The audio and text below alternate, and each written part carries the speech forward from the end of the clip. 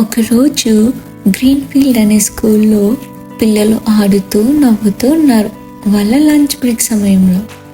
కానీ ఒక చిన్న ఆర్న పాపకి ఒక సమస్య వచ్చింది. అదేంటంటే తన లంచ్ బాక్స్ ఇంట్లోనే మర్చిపోయింది.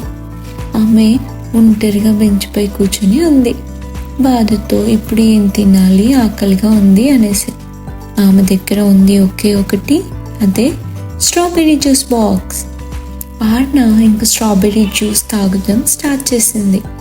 అప్పుడు తనకి సడన్గా ఒక వాయిస్ వినిపించింది. ఆర్న షాక్ అయ్యి అటు ఇటు చూసింది.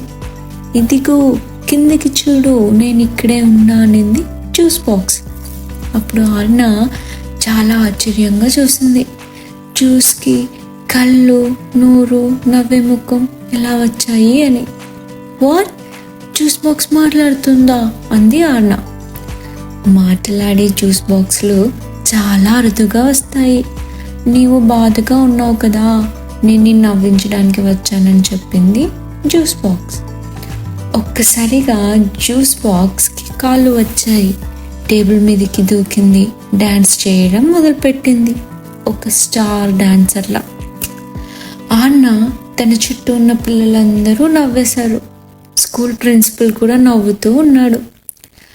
జ్యూస్ తాగవచ్చు, కానీ నవ్వడం మరింత రుచికరం కదా అనింది జ్యూస్ బాక్స్. ఆర్న ఎంత నవ్విందో, నవ్వుతూ తన ఆకలే మర్చిపోయింది.